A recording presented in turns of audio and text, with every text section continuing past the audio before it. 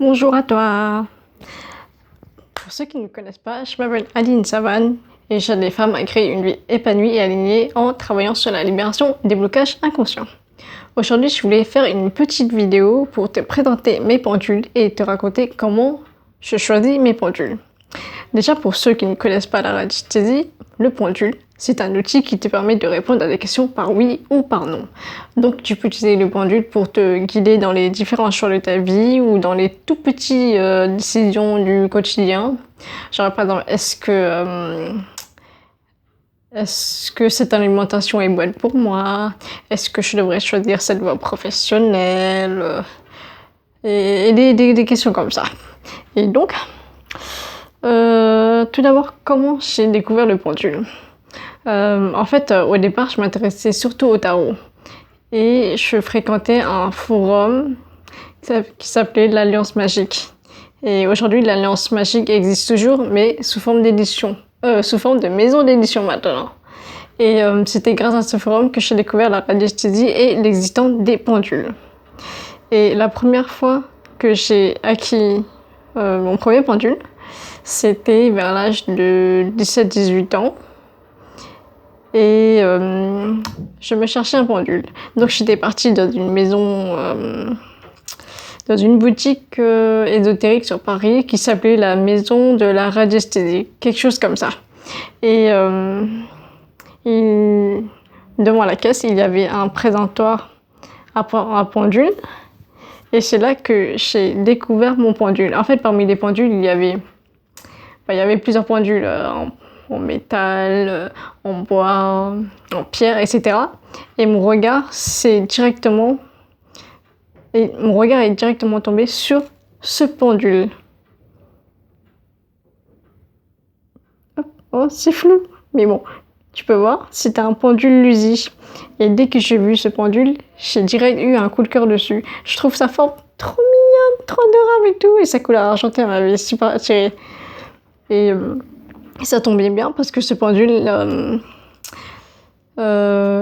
correspondait à mon budget. Ouais, parce qu'à l'époque, j'avais 17-18 ans. Je venais de finir ma scolarité au lycée et donc j'avais pas beaucoup d'argent pour m'acheter un pendule. Et donc ce pendule, c'était le moins cher et celui que je kiffais le plus. Donc voilà, un pendule lui dit que j'ai choisi complètement au feeling. Dès que j'ai vu ce pendule, c'était ce pendule et pas un autre. Même si les autres pendules étaient vraiment beaux, c'est celui-là que je voulais. Il est trop mignon. Et je l'ai appelé Théodule. Théodule le pendule. En fait, c'était une lectrice de mon blog. Quand elle a vu le pendule, elle a appelé Théodule et depuis j'ai adopté ce nom. Donc Théodule le pendule, c'est le pendule que j'utilise principalement pour mesurer les taux vibratoires et mesurer le taux d'ouverture des chakras, etc. etc. Et ça, c'est le pochon blanc dans lequel je range mon pendule. Et maintenant, je vais te présenter mon deuxième pendule.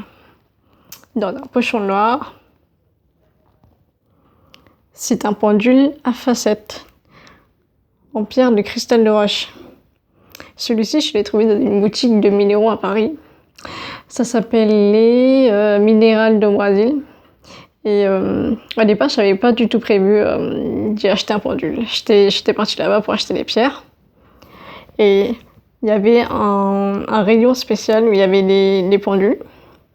Et dès que j'ai vu ce pendule, j'ai eu un coup de cœur dessus.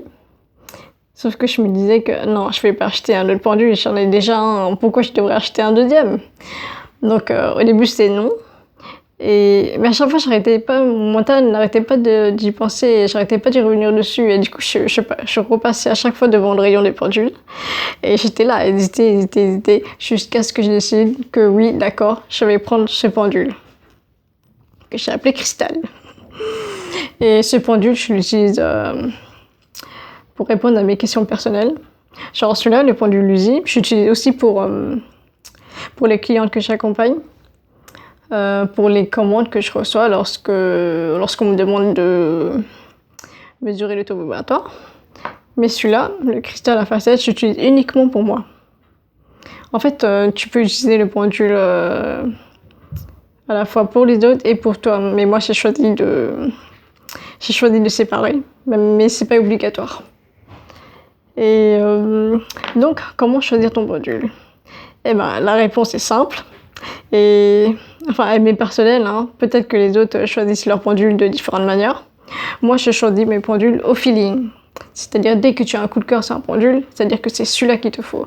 En fait, le pendule, c'est comme un compagnon de vie. Je vois ça comme les relations amoureuses. Lorsque tu rencontres quelqu'un et que cette personne te plaît et qu'il y a une attirance réciproque, eh ben, c'est cette personne-là que tu veux et pas un autre. Eh ben, pour le pendule, c'est pareil. Dès que tu vois un pendule pour qui tu as vraiment un gros coup de cœur, c'est-à-dire que c'est ce pendule-là qui est fait pour toi et pas un autre. Donc, tu choisis ton pendule au coup de cœur.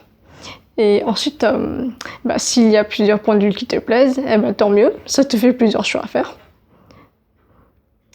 Et de toute façon, si jamais, comme pour les relations, si jamais il y a un pendule qui ne te parle plus trop, avec qui tu ne te sens plus en phase, tu as le choix de laisser ce pendule de côté ou de le laisser partir, de le donner à quelqu'un, de le revendre, pour te choisir un nouveau pendule.